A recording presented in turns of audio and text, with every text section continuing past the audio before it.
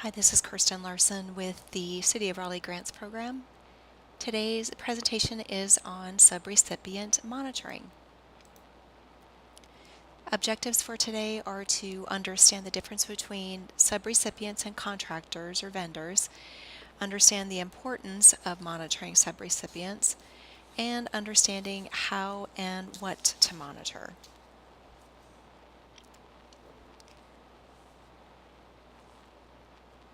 So, the purpose of a contractor or a vendor. A contractor or vendor can provide us, the non-federal entity, with goods and services for our use.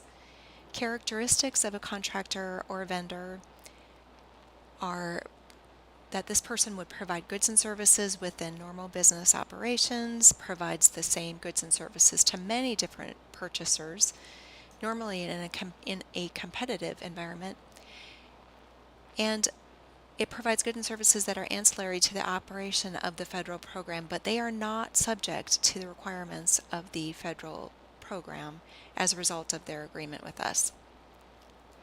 Subrecipient, on the other hand, that is a little different in that it is, the purpose is that this person, this entity would carry out a portion of the federal award. So it's not simply providing goods and services. Characteristics are their performance is measured against the objectives of the federal program, and they are responsible for making programmatic decisions. So therefore, they are required to adhere to federal program requirements. So another way to think of a subrecipient is as a mini-me. Why should we monitor? Well, the Uniform Grant Guidance requires pass-through entities to evaluate and to monitor subrecipients' risks of non-compliance in order to determine a proper amount of monitoring. So that is to say that the Uniform Grant Guidance tells us that we need to monitor. So that's a great reason, but an even better reason is a failure to adequately monitor the compliance of subrecipients could result in reputational damage to the city and jeopardize current and future grant funding.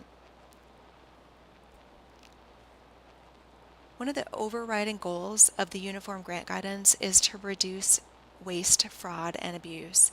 And so to this end, federal agencies and pass-through entities must implement processes that would assess the risk of applicants before making award decisions so that they're starting off on the right foot. Some things to consider are the subrecipient's prior experience with similar awards, results of prior audits, if the entity has new personnel or systems, that's something to look at, financial stability, quality of their management programs, their history of performance, all of that should be evaluated prior to making an award decision. And then regarding monitoring, so once a subrecipient is selected, a monitoring program is mandated by the Uniform Grant Guidance. Subawards must be reviewed regularly throughout the year and at a minimum must include the review of financial and performance measures. We must perform site visits. We must maintain regular contact and make appropriate inquiries with the subrecipient. And we must periodically check procurement and suspension and debarment lists. So that is at a minimum. Whether we, the city, are the subrecipient, or whether we are monitoring subrecipients, we need to make sure that the contract terms and conditions are clear. First, this contract should state that it is a subaward under the federal program, and then the expectations should be clearly laid out, the purpose of the award, the reporting requirements, any performance metrics, and other major compliance requirements should all be clearly laid out so the expectations are clear. Payment, we want to make sure that you understand the nature of allowable and unallowable costs, and again, whether we are the subrecipient ourselves or we are monitoring other entities as subrecipients. We need to make sure that that is clear. The payment and schedule and terms, also you want to make sure that's clear, and audit reconciliation requirements and closeout. All that should be clearly outlined in the contract. All terms and conditions flow down to subrecipients. So again, regardless if we are the subrecipient or if we monitor subrecipients, please make sure that the contract terms and conditions are well understood. There are a few resources that are available to city staff, and while these look to be specific to the certain entities, areas, they really aren't. So for example,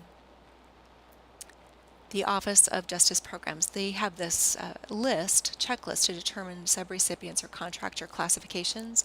And again, while it says Office of Justice Programs, it really can be used for anyone that has a subrecipient or is looking to have a subrecipient relationship.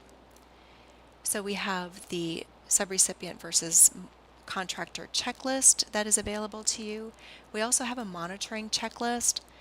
And again, while this was specific to a police department grant, it can be used in any area. It's just an example of a checklist that you may want to use for if you are monitoring subrecipients.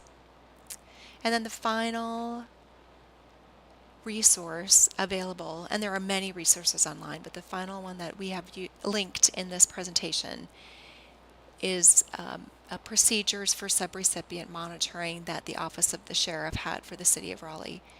And again, it just is an example of something that might be helpful to you if you're putting together a subrecipient monitoring program.